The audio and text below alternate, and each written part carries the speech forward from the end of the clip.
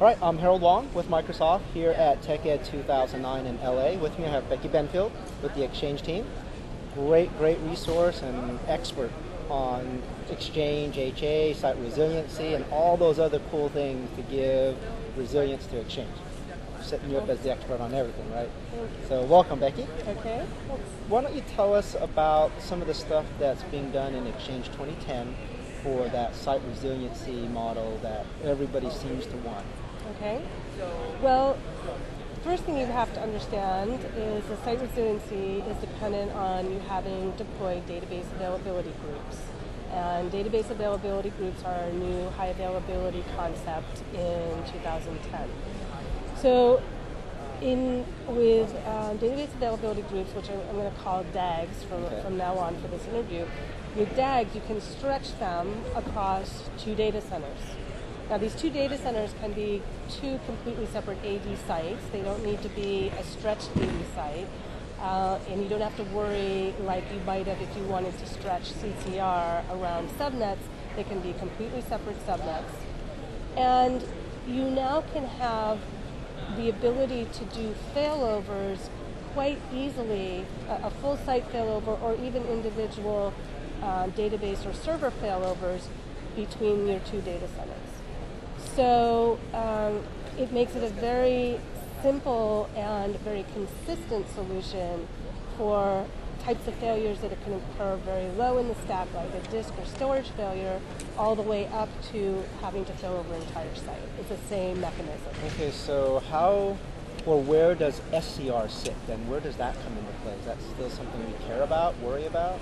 So SCR has in fact been incorporated into our high availability solution. So in 2007, where it was something sort of external to your CCR cluster and you could replicate to this standalone server or a Windows failover cluster node, now all of that's been incorporated into one concept or one component being the database availability group.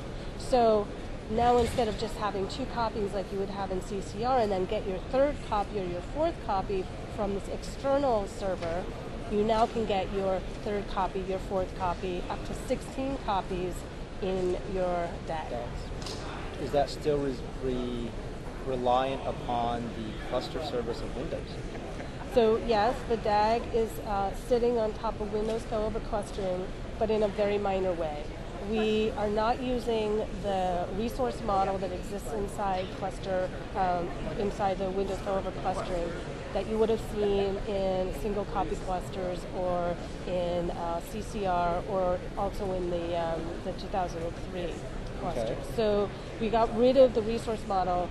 All we're using underneath is the heart beating, and we're using the cluster database for recording information, and we're using the quorum model. So Enterprise Edition of Exchange required? Standard Edition? Have we gone away with Standard and Enterprise, or is it, I mean, what do we need from an Exchange perspective?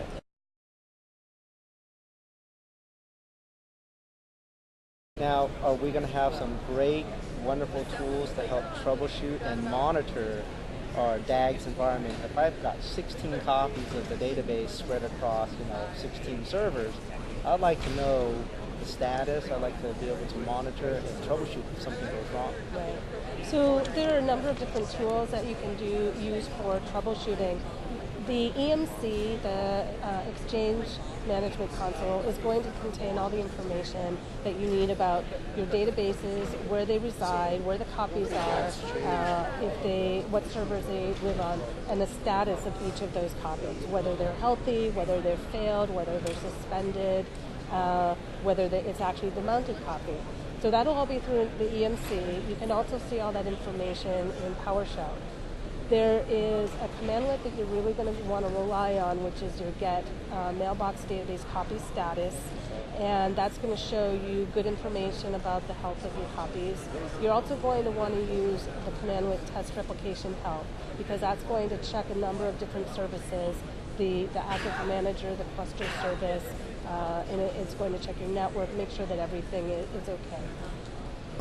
And we also have a Crimson channel, which is part of the new event logging in Windows, And we have actually created this channel specifically for high availability, where we now have a number of categories of different types of events where you can see what's been going on. That is good news to hear. And there's one other final one. There's a really awesome script called Collect Over Metrics, which will produce a table, a historical table, from the logs across your DAG. So it's going to go troll all the event logs across your DAG, and it's going to put together this report over what the activity has been, the failover activity, the move activity, switchover activity that's been occurring.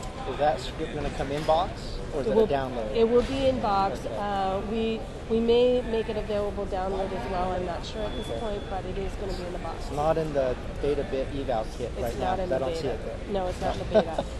Okay, and then the last one, because I get this question a lot, public folders. Okay. Can I put public folders into that DAGs environment? Is that supported? You can put the public folder in there, but realize again it's very similar to the 2007 story where the public folder is, its replication is completely orthogonal to our replication, and you will want to, you're essentially going to want to keep it to one copy if it's going to be within the DAG. Otherwise, you're probably going to want to have a public folder server. Okay. Well, that's asked all the time. I got it in 2007. People are asking about it in 2010. So it's just good to get that out so people understand. Because it's a different replication technology or methodology and architecture that's used for public folders. Now there's one other aspect about that you'll want to keep in mind, and that is that we now have the RPC client access role, which is also known as mapping on the middle tier. That is used in conjunction with our high availability story and our database failover to make sure that clients can always connect to the right server. What you should understand is that for public folders, that client access or that client access role, the mapping the middle tier, is bypassed so that clients that are connecting to public folders are actually going to be connecting back to the backend server directly again. To that public folder server. That's right. Great. Well, I can't wait for this to come out. I mean, I know people are totally excited about the new Site Resiliency story, and you helped to clarify a lot of things I'm sure that people are asking. Okay, great. Well, thank you. All right.